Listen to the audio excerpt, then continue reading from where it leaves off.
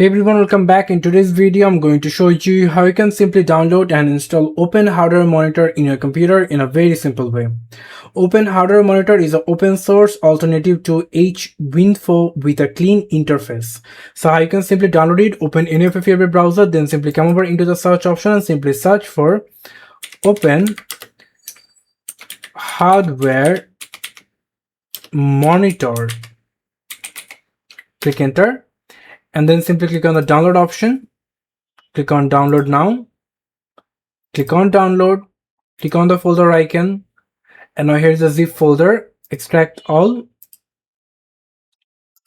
open it, and now here is the application, click on it 2 times to install, click yes for the permission, simply minimize all of your background tab, and here you can see that Open Hardware Monitor is rightly opened. You can see simply.